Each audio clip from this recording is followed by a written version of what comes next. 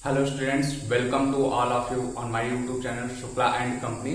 आज हम लोग BHU एमकॉम एंट्रेंस का अकाउंट्स का क्लास करने जा रहे हैं। ये क्लास जो है प्योरली अकाउंट्स वाले बच्चों के लिए है जो कि एमकॉम की एंट्रेंस देने जा रहे हैं। मीन्स ये आपका एमकॉम के लिए काम आने वाला है कि जो यहाँ पे जो टॉपिक हम कवर करने वाले हैं वो आपका बीकॉम में जो सिलेबस पढ़े अकाउंट्स का वो टॉपिक कवर होने वाला है। आप लोग एक चीज याद रखिएगा कि जो अकाउंट्स का टॉपिक आपका पूछा जाता है BHU एमकॉम एंट्रेंस में, वो क्लास 11 से लेके बीकॉम लेवल तक का रहता है। तो क्लास 11, 12 और बीकॉम लेवल का जो अकाउंट्स का आपका टॉपिक है वो हम BHU बीकॉम एंट्रेंस के साथ कवर करा रहे हैं, तो उसको आप वहां से देखिए। और जो एमकॉम के लिए स्पेशली अकाउंट्स का टॉपिक है उसको हम अलग से कवर करा देते हैं। मीन्स जो आप बीकॉम में अकाउंट्स पढ़े हो उसको हम अलग से कवर कराते हैं। तो आज मेरा ये BHU एमकॉम एंट्रेंस का अकाउंट्स का जो बीकॉम लेवल पे आप पढ़े हो उसका पहला लेक्चर है, जिसमें हम लोग पढ़ने जा रहे हैं royalty.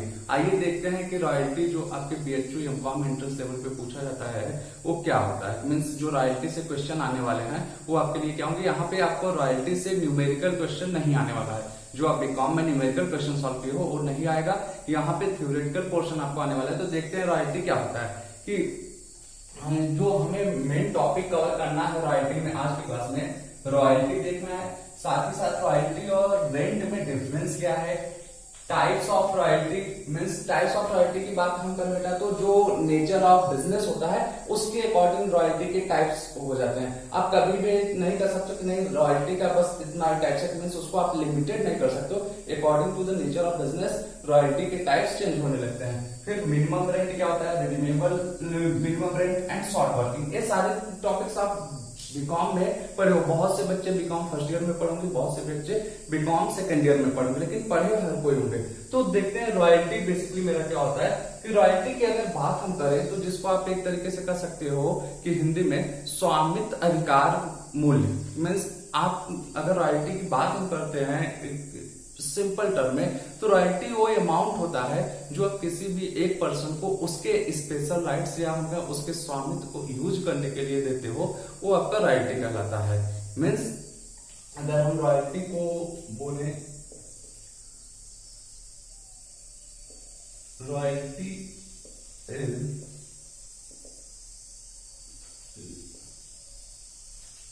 Amount payable to person for use of his or her special right। कि क्या बोल रहे हैं कि रॉयल्टी वो अमाउंट है जो आप किसी भी व्यक्ति को उसके स्पेशल राइट्स के यूज करने के लिए, मेन फोकस देखिएगा बेटा यहाँ पे आता है कि आप स्पेशल राइट्स को यूज कर रहे हो। मीन्स उसके अधिकार को यूज कर रहे हो, जो उसके पास एक स्पेशल अधिकार है, एक तरह इसका सकते हो जो और कोई यूज कर सकता है। अगर वो अधिकार आप उससे यूज लेकर अपने पर्सनल काम के लिए, अपने पर्सनल बिजनेस के लिए यूज करना चाहते हो, तो उसके लिए जो अमाउंट आप सामने वाले को पे करोगे वो आपका रॉयल्टी कहलाता है। अब बात करते हैं कि यहाँ पे जो पेबल टू पर्सन, इसको क्या बोला जाता है आप याद रखिएगा। आप एक तरीके से कह सकते हो लैंडलॉर्ड, या हम इसको बोलते हैं लेजर। और जो पर्सन क्या करता है कि रॉयल्टी मीन्स जो स्पेशल राइट्स को यूज करने वाला होता है उसको हम केवल लेजी बोलते हैं। ठीक है, उसको हम आगे आकर देखेंगे। अब दूसरा चीज अगर हम बोले कि यहाँ पे रॉयल्टी के नेचर की बात कर रहे हैं, मीन्स हम अकाउंट्स में टाइप्स ऑफ अकाउंट की बात करें, तो from the point of view lazy means जो रॉयल्टी पे करने वाला है उसके पॉइंट ऑफ व्यू से हम बोले तो रॉयल्टी जो है उसके लिए क्या है, एक्सपेंसिव है। क्योंकि यहाँ पे बोला पेबल तो हम एक्सपेंसिव बोलते हैं। जैसे कि एक्सपेंसिव अगर हम बात कर रहे हैं बेटा तो ये आपको याद आ जाना चाहिए कि नॉमिनल अकाउंट्स की बात हो रही है। नॉमिनल अकाउंट्स में रूल क्या बोलता है, debit all expenses and losses. Means जो अधिकार यूज कर रहा है, जो पर्सन रॉयल्टी पे करने वाला, उसके पॉइंट ऑफ व्यू से रॉयल्टी क्या होने वाला है, डेबिट होने वाला है। एक चीज आपको एकदम क्लियर रखना चाहिए, मीन्स बहुत ज्यादा आपको नहीं जानना है रॉयल्टी के, केवल इतना कि किसी भी पर्सन के स्पेशल राइट्स को अगर आप यूज करते हो तो उसके लिए जो भी अमाउंट आप पे करोगे वो रॉयल्टी कहलाएगा। रॉयल्टी का अगर हम बात करें from the point of view pair या बोलने से तो आप कर सकते हो एक्सपेंसेस है नॉमिनल अकाउंट, और क्या होगा उसके बुक्स ऑफ अकाउंट में डेबिट होने वाला है, मीन्स रॉयल्टी डेबिट होगा। और दूसरी चीज की अगर हम आपको ये बोले कि कभी भी किसी भी अकाउंट्स को आपको अगर नेचर ऑफ अकाउंट जानना है, मीन्स टाइप्स ऑफ अकाउंट जानना है कि पर्सनल है, रियल है या नॉमिनल, तो केवल लेजर में जो क्लोजिंग ऑफ अकाउंट्स करते हो अगर उस चीज को याद रखो तब बहुत ही आराम से बाइफरकेशन कर सकते हो। मीन्स जितने भी अकाउंट्स को आप क्या करते हो ट्रेडिंग अकाउंट या पीएल अकाउंट में ले जाते हो वो आपके सारे के सारे क्या होने वाले हैं, नॉमिनल अकाउंट होने वाले हैं। जो बैलेंस शीट में आपके आइटम्स जाते हैं वो पर्सनल अकाउंट होगा या तो रियल अकाउंट होगा। बैलेंस शीट में कभी भी आपका नॉमिनल अकाउंट का आइटम नहीं जाता है, ठीक है। तो अब यहाँ पे बात आती है कि अगर हम किसी भी पर्सन को कोई अमाउंट पे कर रहे हैं उसके स्पेशल राइट्स के लिए, तो रॉयल्टी और रेंट में बेसिकली डिफरेंस क्या है। अब यहाँ पे देखिए जो बेसिक डिफरेंस हम बात करें अगर रेंट या रॉयल्टी दोनों के बीच में हम बात करें कि इसमें डिफरेंस क्या है, क्योंकि रेंट भी तो आप सामने वाले को पे करते हो, लेकिन रेंट जो होता है आप याद रखिएगा उसकी प्रॉपर्टी को यूज करने पे एक टाइम बेसिस पे दिया जाता है, ये याद रखिएगा टाइम बेसिस पे होता है। बेसिकली आप रेंट का अगर देखेंगे इसका जो मीन्स आप कह सकते हो डिसाइडिंग फैक्टर होता है वो टाइम होता है। वहां पे राइट्स को आपको नहीं दिया जाता है, अधिकार को नहीं दिया जाता है, आप उस प्रॉपर्टी को यूज करते हो और उसका जो भी रेंट बनता है पर डे पर मंथ कुछ इस तरीके से होता है। लेकिन अगर हम रॉयल्टी की बात करें, ये रॉयल्टी क्या होता है, ये आप कह सकते हो कि यहाँ पे राइट्स यूज कर रहे हो, मीन्स अधिकार यूज कर रहे हो उसके, ये चीज। और रेंट जो होता है आपका, दूसरी चीज याद रखिएगा टेंजिबल एसेट्स की बात करें, मीन्स टेंजिबल थिंग्स की बात होती है यहाँ पे। लेकिन रॉयल्टी जो है आपका टेंजिबल और साथ ही साथ इनटेंजिबल, मीन्स जिसे जो दृश्य संपत्ति है अदृश्य दोनों के एक साथ चलते हैं। यहाँ पे जो रेंट वो होता है का कॉन्सेप्ट है वो केवल टेंजिबल पे चलता है, इनटेंजिबल की बातें नहीं आती हैं। अब यहाँ पे इनटेंजिबल में क्या कर सकते हैं हम, जैसे गुडविल, कॉपीराइट, पेटेंट, ट्रेडमार्क्स, इन सारी चीजों को भी आप क्या करते हो कि अगर यूज करते हो किसी से, ये उनके स्पेशल राइट्स एक तरीके से बेटा, अगर उसको आप यूज कर रहे हो तो उसके लिए जो आप अमाउंट पे करने वाले हो वो आपका कहलाता है रॉयल्टी। अब बात करते हैं कि types of royalty. Types of royalty के बारे में हम क्या बोले कि ये आपके according to the nature of business organisation, according to nature of work differ करता है। तो बेसिकली जो आपके रॉयल्टी की बातें हैं उसको आप देख सकते हैं माइनिंग रॉयल्टी। माइनिंग रॉयल्टी जो है आपके खादान से रिलेटेड है, जैसे कोल माइंस है, वहां से कोयले को जब आप निकालते हो तब देखो बेसिकली है क्या कि जो कोल माइंस है, जो वहां की प्रॉपर्टी मीन्स लैंड है वो किसी और की होती है, लेकिन उसमें से कोयले को आप निकालने के लिए उस लैंड को क्या करते हो कि हायर कर लेते हो और सामने वाले को पे करते हो, मीन्स जितने साल तक आप वहां से कोयला निकालोगे, अब किस बेसिस पे उसको पे करोगे वो आपके टर्म्स एंड कंडीशन पता है। बेसिकली क्या होता है कि जितने टर्म्स आप कोयले निकालते हो उसके अकॉर्डिंग क्या कर सकते हो, उसको पेमेंट करते हो रॉयल्टी की, ठीक। फिर दूसरा है ब्रिक। ब्रिक मीन्स ईट, कि जैसे भट्ठा आप लोग देखे होंगे कि जहाँ पे ईट का निर्माण होता है तो भट्टे का अलग कॉन्सेप्ट है, लेकिन जहां से आप जो मिट्टी लेते हो जो ईट बनाने के काम में आता है वो किसी और की हो सकती है जमीन, तो उस जमीन से उस मिट्टी को यूज करने के लिए आप सामने वाले को रॉयल्टी देते हो, तो ब्रिक मेकिंग रॉयल्टी हो जाती है। ऑयल वेल, तेल के खादान, जो तेल के कुएं होते हैं, तो तेल कहाँ पे मिल जाए तो कोई नहीं जानता, तो जहां पे भी तेल मिला तो वहां से आप तेल निकालने के लिए जिस भी पर्सन का क्या है कि जमीन है या कर सकते हो लैंड है, उससे क्या कर सकते हो कि आप रॉयल्टी पे करके वहां का ऑयल निकाल सकते हो। फिर पेटेंट्स। पेटेंट्स क्या होता है कि आप जानिए कि जैसे आप कोई नई चीज का आविष्कार कर दिए, कोई फार्मूला ऐसा बना दिए कि जो और कोई नहीं बना सकता, तो उसका क्या करते हो आप अपने नाम से पेटेंट करा देते हो, मीन्स उस फार्मूले को कोई और नहीं यूज कर सकता विदाउट योर परमिशन। तो अगर आप उस परमिशन को मीन्स उस अधिकार को किसी और को देना चाहते हो तो उसके लिए जो पेमेंट आपको मिलता है वो भी रॉयल्टी का रहता है, और सामने वाला जो पे करेगा वो उसके पॉइंट ऑफ व्यू से एक्सपेंसिव हो जाएगा।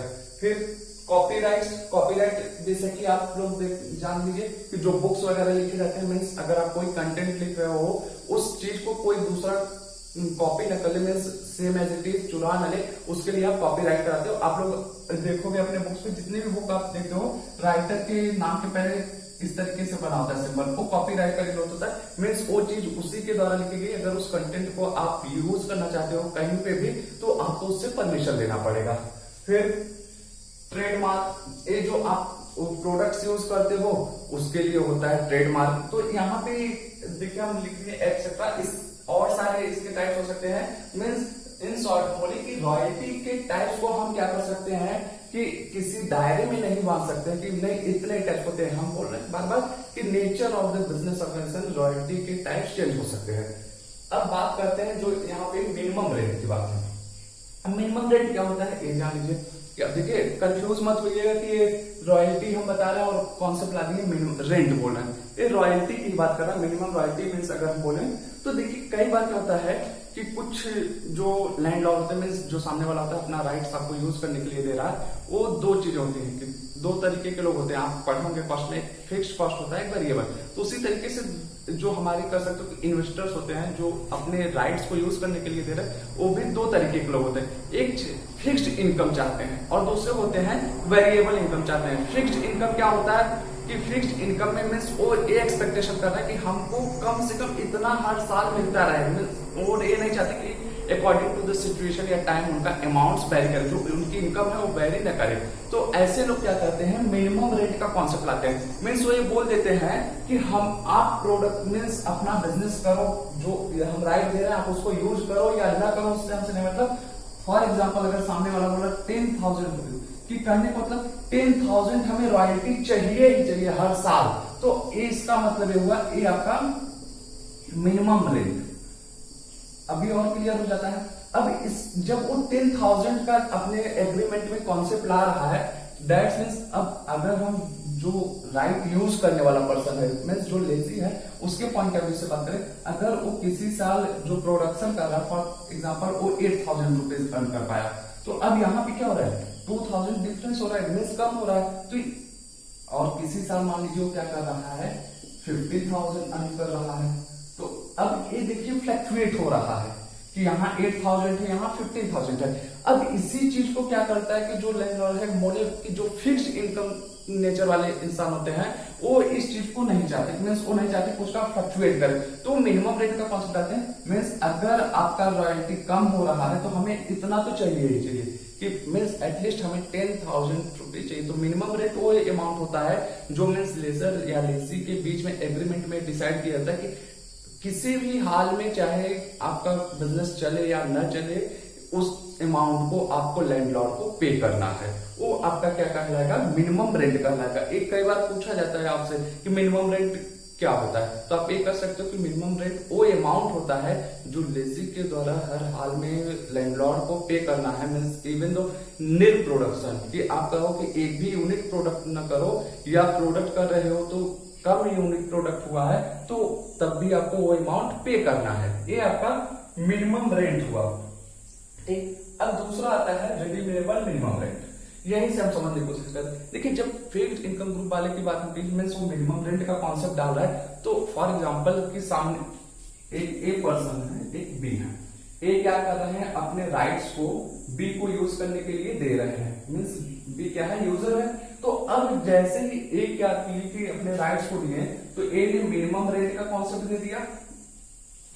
तो अब हुआ क्या कि जब ए ने बी को मिनिमम रेंट का कॉन्सेप्ट दिया तो 10,000 हमने बोला कि वो लगा दिए।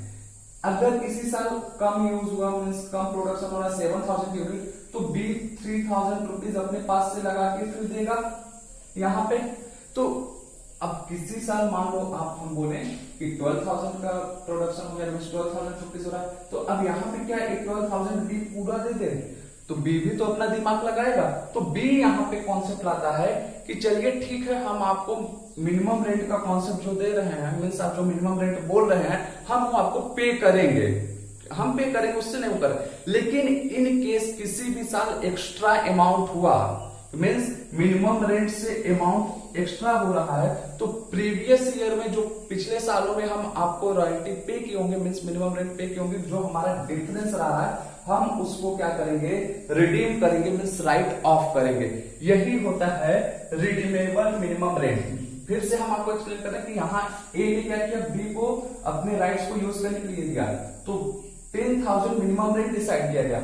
मान लो जिस साल आपको 7,000 हुआ प्रोडक्शन, हम कह सकते हैं 7,000 रुपीज की रॉयल्टी टोटल हो रही है, तो साल बी क्या किया, अपने पास से 3,000 लगाया अमाउंट, तब दिया इनको 10,000। लेकिन अगले साल अगर वो 12,000 रुपए में 12,000 का टोटल प्रोडक्शन हो रहा है, एक्चुअल रॉयल्टी 12,000 हो रही है, तो इस साल बी 12,000 न देके बोलेगा कि 3,000 पिछले साल मेरा जो लॉस हुआ था उसमें से 2,000 हम पहले उसको माइनस करेंगे और आप लीजिए 10,000। अब फिर से यहाँ पे क्या होगा, एक तरीके से कर सकते हो मिनिमम रेंट का पेमेंट हो रहा है। तो ये जो 2,000 का कॉन्सेप्ट आ रहा है, जो पिछले साल यहाँ पे 3,000 लॉस हुआ था बी को, इसी को बोल सकते हैं आप रिडीमेबल मिनिमम रेंट। मीन्स जिसको आप कर सकते हो कि राइट ऑफ कर सकते हो, वो आपका रिडीमेबल मिनिमम रेंट कहलाता है।